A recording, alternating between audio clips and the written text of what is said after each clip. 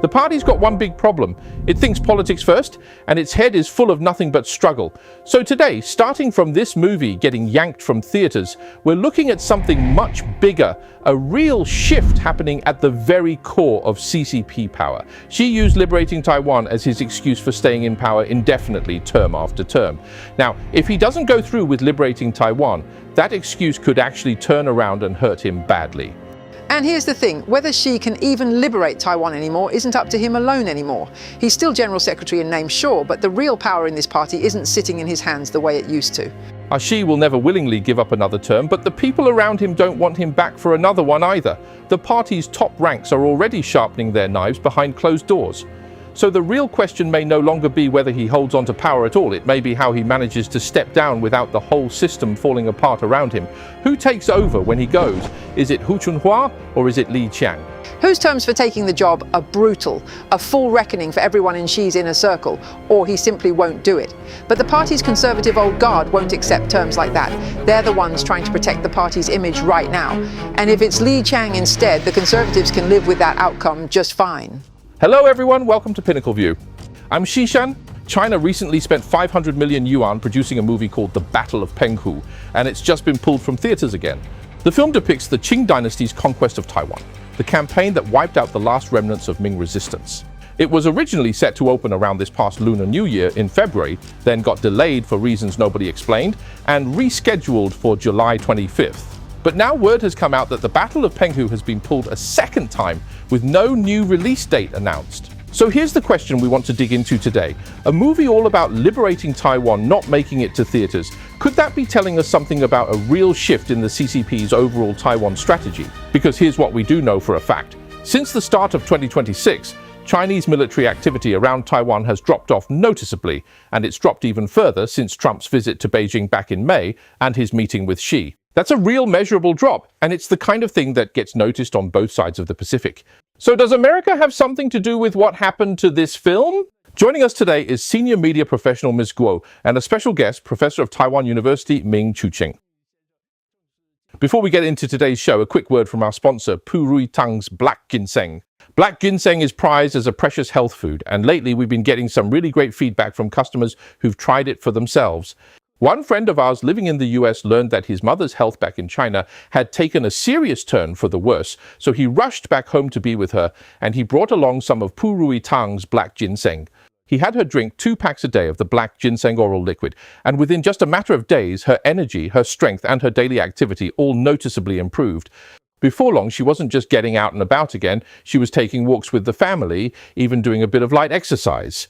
Naturally, everyone in the family was thrilled to see her doing so well so quickly. Another customer of ours had just gone through major surgery for colon cancer and was extremely weak afterward, barely able to get around on his own. After sticking with Puritang's Black Ginseng for a while, his condition improved dramatically. Friends who hadn't seen him in weeks said he looked flushed and healthy, nothing like someone recovering from major surgery at all. As you probably already know, ginseng, and especially black ginseng, can make a real noticeable difference in how you feel when you use it consistently for deep, sustained recovery. It's not just folk wisdom, people really do notice the change. Right now, there's a special limited time offer on Puritang Black Ginseng products.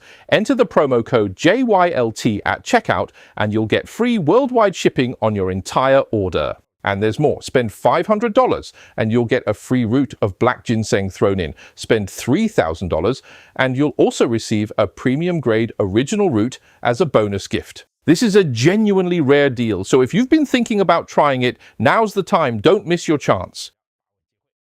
Professor Ming, the Battle of Penghu getting pulled again. Do you find that strange? What's your take on this? It's strange, and at the same time it isn't. Let me explain why. The simplest reason is this. Everyone already knows Xi is set to visit America around September 24th. If Beijing pushes hard on the Battle of Penghu and its whole Taiwan conquest theme right around now, that's probably not the mood you want heading into a trip like that, so this looks like a short-term consideration tied to timing. But there's another factor at play here too. Taiwan's own elections coming up in October. We've got local executive elections that month, plus legislative by-elections on top of that. So if Beijing leans hard into liberating Taiwan right now, or even just hints at using force to do it, that could easily backfire on Taiwan's internal politics. It could hurt the candidates and parties Beijing actually favors and end up helping the ones it doesn't, handing them votes they wouldn't otherwise get. That would throw off Xi's own strategic calculations entirely. So realistically, when I look at all this, I don't think it reflects any kind of fundamental change in the CCP's overall Taiwan strategy or policy. That's just not plausible given everything else we know. It's much more likely to be a short-term consideration or something driven by internal party politics rather than a real change of course. So, Ms. Guo, let me ask you about this. The Battle of Penghu is exactly the kind of history that fits the party's preferred narrative to a T. The whole story lines up perfectly with what the CCP likes to promote. So why does it keep getting yanked again and again? It got pulled once back in February, and now it's been pulled a second time. I have to think the party has some serious consideration behind a decision like that. Right, on the surface, this looks like just a scheduling issue, but underneath it, this is really about Zhong Nenhai's overall Taiwan strategy, even Xi's own political standing. Think about it. On May 14th this year, Trump visited Beijing, his second visit in almost a decade. At that meeting, Xi specifically stressed that peace across the strait is a shared understanding between China and America, but that Taiwan independence is fundamentally incompatible with it. Of course, Trump made no promises on Taiwan. And Xi is set to travel to America himself in late September, a hugely important moment in his term, so-called head of state diplomacy, and one he badly needs to go well. So think about the timing. A movie that loudly promotes forced unification, ending with the line unifying Taiwan, is unstoppable. If that airs right now, it's an easy target for Washington to point to as proof the CCP is ramping up military threats against Taiwan, and it could directly disrupt September's Xi-Trump summit before it even happens. And there's a deeper reason too. Xi badly needs this head of state meeting with Trump right now to show the world he's still that leader who can sit as an equal with the US president, still a man whose word carries weight on the world stage. He's using that external prestige to prop up an authority that's rapidly eroding at home, to maintain the appearance of a united, confident party, even as the cracks show underneath. So right now, any movie that could blow up in America's face or complicate that summit in any way has to get out of the way, no exceptions. Right, and let's go back further. Taiwan's last Ming loyalist, Koxinga's family, only retreated to Taiwan after their campaign on the mainland failed. This movie coming out might stir up that old overthrow the Qing, restore the Ming sentiment, because isn't that basically what Sun Yat-sen's expel the barbarians, restore China slogan was too? A lot of Chinese people online seem to be picking up that kind of language again. Professor Ming, do you think Beijing worries about that too? He might not connect the dots that fast. But here's the CCP's real problem. It thinks politics first, always the worst case angle, never the best one. Drop the language of struggle and its whole founding spirit collapses or at least weakens. Simply put, the timing's wrong right now. When timing's off, you cool things down, then bring it back out later when it suits you. We all know the pattern. Send students into the streets when needed, throw a few rocks, pull back the moment it stops working. So I think Ms. Guo's read is right. There's a deeper story here beneath what looks on the surface like just a movie getting pulled. I actually went and looked into the numbers on this. China's military activity around Taiwan has dropped off sharply in 2026. So do you think that's essentially the same story as what happened with the Battle of Penghu? Is Beijing deliberately dialing down the intensity across the board right now? I think there are two possible reasons. One is that the budget gap has gotten bigger. All those jets flying sorties, don't underestimate how expensive that is. Fuel alone costs a fortune. We all know China's public finances are in trouble. Of course, Beijing won't hand you the real numbers, but even the numbers it fakes show the trend. You can tell something's badly wrong. Right now, whether it's chasing unpaid wages, welfare bonuses, even clawing back 3 years of arrears, and then when it comes to childbirth subsidies, one mother got so angry she said, "Should I just stuff my kid back in? The formula's already been eaten, the diaper's already used, what do you want me to do now?" All of this reflects a real fiscal problem. So don't assume the CCP can do whatever it wants. Back when America and the Soviet Union were facing off, there were two camps in Washington. One saying the Soviets were fine, we should never confront them. The other saying the Soviets were terrifying, a totalitarian regime capable of anything. Neither was quite right because eventually the Soviet Union collapsed, its economy and its finances fell apart in ways that exceeded everyone's expectations. But flipping that around, I should also remind everyone, fewer sorties, fewer warships harassing Taiwan, that doesn't necessarily mean any change in the overall strategy. Right. And as we all know, if the CCP actually attacked Taiwan, it wouldn't just be facing Taiwan's own military. Even if it were only Taiwan's forces fighting, there's the information systems behind them, the entire weapons systems. Strategic coordination. Exactly. The whole coordination piece, that's where America and Japan come in. I know on this trip to the US, you must have met with quite a few important people. What's your sense? Has America's attention to Taiwan increased compared to before, decreased, or is their understanding just different now? What's your read? Their attention is clearly much higher than before, and their understanding of the issue has gotten a lot deeper too. It used to be pretty simple, pretty surface level, just we oppose communism, that sort of thing, not much more nuance than that. Now it's not like that anymore. Now people are discussing it in real detail, both how they see the CCP and how they see internal shifts within the party. And I've also met people who understand Taiwan's internal politics extremely well, connecting American and Taiwanese politics in the same conversation in a way that would have been rare before. This one particular person I met has an intelligence background, and he worked across several administrations, not just in the intelligence world, but directly with government, academia, think tanks, policy circles, and honestly, it's a much better picture than it was 10 years ago, or even 8 years ago. Things clearly started shifting after Trump's first term, when American-China policy took a major turn. That's the first thing worth noting. And second, compared to back then, these experts' understanding of the whole situation has come a long way too. There's a theory going around online right now. It's spread pretty widely, and I want to get your take on it, Professor Ming. The claim is that the CCP is going to attack Taiwan this coming October. Now, I don't believe this myself. I just want your judgment. How likely do you think this scenario actually is? I can't say it's impossible, but the odds are low. The 2027 golden window idea came from the US Pacific Commander's assessment, and I don't disagree. But if 2027 is really the window, would she wait until the last day to strike? No, the smart move is earlier, meaning 2026, so 2026 is actually more dangerous. October fits too. Xi visits America September 24th, the election's in November, so an October strike sits right in that gap, though whether that helps or hurts Trump is unclear. This forecasting runs on chains of assumptions, change them, and the conclusion changes. That covers 2026. What about 2027? Any strike would come before September, since the 21st Congress convenes that fall. Setting that aside, a 2027 strike would likely land in the first half of the year, before typhoon season.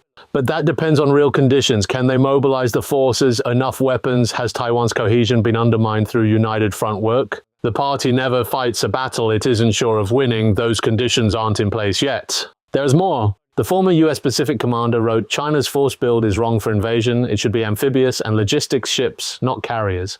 His successors said similar.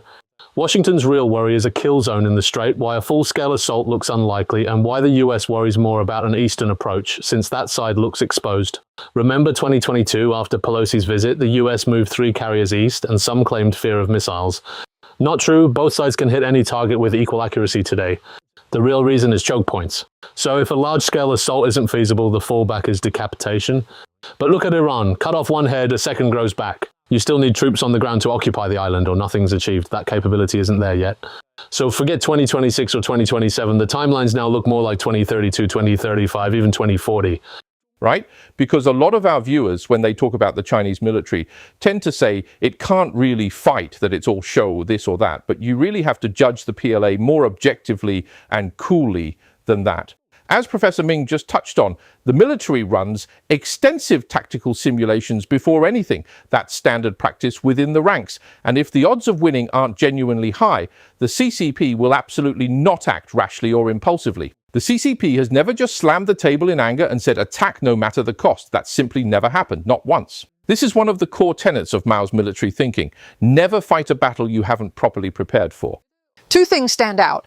First, the military command problem, far worse than realized. After Zhang Yuxia and Liu Zhenli fell, the Central Military Commission is basically 2 men now, Zhang Shengmin and Xi, almost unheard of in CCP history. Those weren't ordinary generals. One ran the Joint Staff, the other was CMC Vice Chairman, together controlling the Joint Operations command chain. Taking Taiwan needs every branch moving as one, and officers capable of that were already scarce. This purge gutted them. The chain of command is broken, and rebuilding that trust could take 5 to 8 years. Even the Zhurihe training base ground to a halt. So my read on this is that right now, the CCP simply can't pull off the kind of large-scale joint amphibious assault it would actually take to seize Taiwan by force. Militarily speaking, it's clearly not up to the task yet. This isn't a question of willingness, it's a straightforward question of capability. And second, precisely because it can't win a hard fight militarily, its underlying strategic goal hasn't changed one bit. The CCP has never given up on eventually taking Taiwan, but its methods have shifted considerably. It's moved from preparing for a head-on military seizure of the island toward lower cost, lower risk grey zone pressure instead. This actually may be a sign of something deeper, real structural change happening inside the CCP's top leadership. Because remember, back at the 19th Party Congress in late 2017, Xi used liberating Taiwan as the justification to get the Central Committee to sign off on amending the party constitution so he could stay in power indefinitely, right? Now that he hasn't gone through with it, that same justification could actually turn around and work against him badly. What do you make of that? Right, whether Xi can even liberate Taiwan isn't up to him alone anymore, and that's exactly the sign his real power has slipped. Here's the timeline. Back in June 2024, during the third plenum, Xi had a stroke. From that point, Zhang Yuxia teamed up with Hu Jintao and took control of Xi's military authority, the first real check on his power since he'd forced through those constitutional changes. Call it fate, nobody engineered it. A body of party elders formed after that, and by July 2025, the Politburo formally announced it, the Central Decision-Making and Coordination Group. In substance, that's the new centre of the party. Xi still holds the title of General Secretary, but the real power isn't in his hands. He wasn't willing to accept that, so early this year came the assassination attempt on Zhang Yuxia and Liu Zhenli, reportedly planned by Xi's aide Chen Shi with Cai Qi and Wang Xiaohong's help, meant to seize back military control in one stroke. But even after taking them down, the military brass still answered to Hu Jintao's coordination group, probably a shock even to Xi. Worse still, this whole move violated party procedure itself.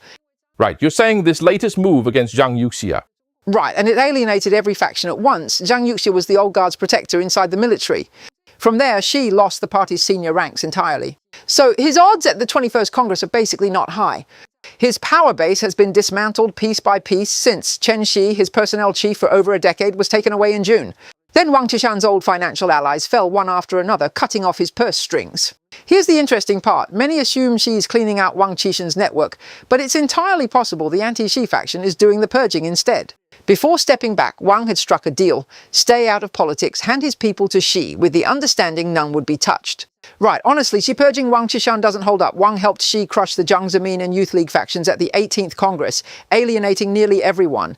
He was second only to Xi, having inherited Zhu Rongji's and Yao Yilin's networks too much power, so Xi balanced him out but never fully took him down. And there's one more thing recently. I think it's bad news for the Fujian faction too. Jia Qinglin, the patriarch of the Fujian faction, it looks like his people are also starting to... The Fujian faction's patriarch is Jia Qinglin, Xi's closest political ally, the most solid one there is. His influence has now essentially been zeroed out, a stunning fall from where he stood just a few years ago. For instance, Kai Fu-chao, retired for a decade from heading the broadcast regulator, is now digging into Jia Qinglin, targeting people close to him, warning him not to keep lobbying for Xi among the party elders. On the Fujian side, Wang Xiaohong's allies Chongqing Police Chief Zhang Anjiang, Sichuan Police Chief Huang Ruxi have both fallen in recent months, one after another, in a pattern hard to call coincidence. Guangdong's Huang Kuming, one of Xi's own men, has been hit too. So many officials falling in Guangdong lately. Right, his personnel chief there was replaced too, and someone's been actively sabotaging his people by all accounts. Even ByteDance founder Jiang Yiming, China's richest man, doesn't dare come back. He's staying in Singapore with no plans to change that soon. So personnel, finance, the legal political system, local government, every pillar Xi relied on is being pulled out at the same time. So where's the real core conflict? It's not about whether Xi gets another term, it's how to actually deal with him. The most heated debate circulating online is whether to formally settle accounts with Xi or let him have a face-saving Hua Guofeng moment exit, and connected to that, who succeeds him. Hu Jintao's own hand-picked heir is Hu Chunhua, and there's a lot of talk about him right now. Hu Chunhua's terms are tough. A full investigation into Xi's inner circle, including Li Keqiang's death, the unlawful detention of Zhang Yuxia and Liu Zhenli, and corruption within Xi's own family, non-negotiable. If he doesn't get it, he won't take the job, full stop. But the party's conservatives, led by Zhang Qinghong, won't accept those terms because the conservative bloc is the CCP's core base, a substantial force, including the old party affairs, propaganda and organizational systems, plus a significant part of the military, along with the princeling families. They want to protect the party, afraid a full reckoning would drag CCP legitimacy down with Xi. So they're pushing for a graceful exit, a Hua Guofeng moment, keep him around ceremonially, then fade the issue out. But reportedly, Hu Chunhua refuses that plan, and his concern is real. Once Hu Jintao passes, Xi's loyalists could stage a comeback, and if Xi isn't held accountable, Hu Chunhua won't be able to explain that to the public once he takes over, making real reform harder and more dangerous for him personally. That's what worries him most. So this is our best analysis, drawing on information circulating online, but based on our long-standing understanding of how the CCP actually operates underneath the surface. This is fundamentally opaque backroom politics. Given what we know about the party's true nature, this is our honest read on where things stand. Right, and you touched on this before. This really isn't about whether Xi can still liberate Taiwan anymore. That's not the actual question anymore. It's actually now revolving around protecting the party itself and protecting Xi's own place in history, that whole set of concerns. That's really what matters most in Beijing right now, more than anything else. So tell me, is there anyone else besides Hu Chunhua actually in the running for this? Yes, because Hu Chunhua's position is genuinely uncompromising, the party elders are nearly at a breaking point over it. But since the succession question directly determines what kind of Beijing Taiwan will be dealing with, some information has been circulating recently suggesting that because Hu Chunhua's stance is so hardline, the elders are now deeply split. Right now, there are two names on the table. One is Hu Chunhua and the other is Li Qiang, who's been getting a lot of buzz online lately because Hu Chunhua was publicly humiliated by Xi at the 20th Congress and forced out of the Politburo. His platform is to disclose senior officials' assets, claw back money stashed overseas and use it to fund a national pension and social security system for ordinary people, essentially reaching into the pockets of the powerful. Word is he formally took over Xi's ad hoc reckoning task force back in April, and he's now running that group, with the Discipline Commission's Deputy Secretary Liu Jingwo handling arrests and the organization department's Xie Tifeng handling personnel appointments, both of them cooperating because neither one is actually loyal to Xi. So if someone like Hu Chunhua takes over, his political capital would come from leading the reckoning against Xi's own circle. That's how it's being set up. And that would be his single biggest asset. That gives him legitimacy. Right, so he'd have legitimacy, a real mandate, and that's exactly what makes the conservative elders most uneasy, because those elders, Zheng Qinghong, Zhang Dejiang, Li Changchun, still command enormous influence. Li Qiang, on the other hand, is someone the Conservatives could accept as successor. His entire career was built entirely by Xi's own hand. Li Qiang has no independent power base. He governs however he's told to from above. He's a bit like Li Peng's old role. Li Qiang's actually famous for something. When he was governor of Zhejiang, he coined this phrase, the errand boy spirit, something about carrying a towel around ready to serve whatever you need. It made the papers at the time, and apparently people are now scrubbing that old article from the internet. Right, and that's exactly it, just like with Li Peng back in the day. Zheng Qinghong and the elders could accept settling accounts with Xi himself, accept Xi stepping down, and they could even accept handing over people like Cai Qi and Wang Xiaohong directly. But what they can't accept is Hu Chunhua letting that reckoning dig all the way up into the princeling family's own assets. Because once Hu Chunhua rides that reckoning all the way to General Secretary, today it's Cai Qi and Wang Xiaohong. Tomorrow it could be Zheng Qinghong, Jia Qinglin, Zhang Dejiang, these red aristocratic families and the fortunes they've built up. In fact, Washington already announced on July 24th that by year's end it plans to disclose the overseas assets of Xi and several Politburo Standing Committee members. There's always been a rough figure floating around for how much these red Chinese families hold overseas, more than 20 trillion US dollars by some estimates. Word is, this particular list doesn't include Hu Jintao or Hu Chunhua. There's simply no corruption to find there. The biggest names, of course, are the Jiang Zemin family, the Zhang Qinghong family, the Jia Qinglin family, the Zhang Dejiang family, plus the Deng and Wang families, something like 20-some major families in the CCP, controlling this enormous pool of wealth between them. And this ties directly back to the same logic behind the Battle of Penghu getting pulled, which is what we started with today. It's exactly the same underlying logic. What the CCP's conservatives fear most right now is provoking Washington into sanctions and investigations, whether that's a movie prematurely signaling a forced unification posture or Hu Chunhua's reckoning digging into offshore trusts and hidden assets. Either way, the effect ends up being the same. It could expose the entire senior leadership's asset ledger to the whole world. So with the US announcing on July 24th, Secretary of State Rubio's decision to disclose Xi's family assets and the Standing Committee's assets by year's end, that has the CCP genuinely terrified right now. So coming back to Taiwan, either succession path leads to roughly the same cross-strait policy and practice. Whoever takes over, if it's Hu Chunhua, his focus will be on internal reckoning and consolidating his own power. In the short term, he's simply not going to risk any military adventure over Taiwan. He'll continue Deng Xiaoping's old cautious approach to Taiwan and won't push for an attack. Back to one country, two systems, yes, that idea is already bankrupt. And if it's Li Qiang instead, Taiwan policy would likely stay on this same grey zone track, tough at home, restrained abroad, publicly backing the kind of peaceful unification language that fits the Xi-Trump summit, while carefully avoiding anything that could provoke American sanctions or investigations. He wouldn't give up pressuring Taiwan either deep down, because what those red families fear most was never really about whether to take Taiwan, it's whether their own family fortunes are safe from exposure. So really, what to watch going forward for Taiwan isn't so much the frequency of PLA military drills, it's Beidaihe.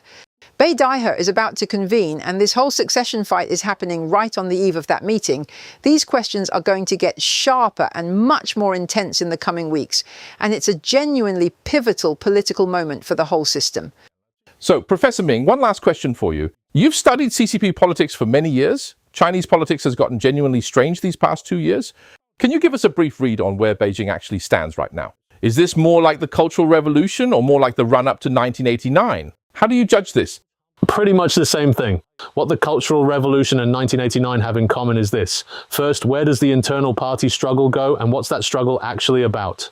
Here's an interesting point Ms. Guo raised earlier, whether she gets another term. Put it this way. You said a lot of people don't want him to stay on, but on the flip side, doesn't she himself want to stay on? Of course he does. So these two forces are on a collision course. She will absolutely never give up another term, and those people don't want him back either, so you're staring straight at that conflict.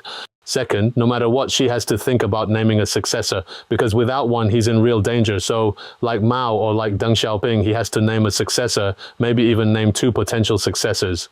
The question is, if Ms. Go's analysis is right, does he even have the power left to install either one? That's a huge problem in itself. So whether you call it like the Cultural Revolution or like 1989, both fit. The party's top ranks are already all but sharpening their knives, on the verge of drawing blood, and who strikes first, I honestly don't know yet. Right. So you think the timing lines up with the 5th plenum? Between the 5th plenum and next year's 21st Party Congress, I think that window is genuinely critically important. And if he actually tried to attack Taiwan somewhere in the middle of all that, that would be pure insanity. Truly, genuinely insane. There's no other way to put it. At that point, you might as well send him straight to a psychiatric ward. You'd honestly have to be out of your mind to do something like that. So today, starting from the Battle of Penghu, getting pulled from theaters, we've seen that the real issue underneath it all is that something enormous is shifting at the very core of CCP power. But the real question may no longer be whether Xi can hold on to another term at all. It's how he manages to step down and step down safely without the whole system coming apart around him. Who takes over when he goes Hu Chunhua or Li Qiang? Every path forward has party elders standing behind it, has assets and interests behind it, and a fierce ongoing power struggle among the CCP's rival factions underneath it.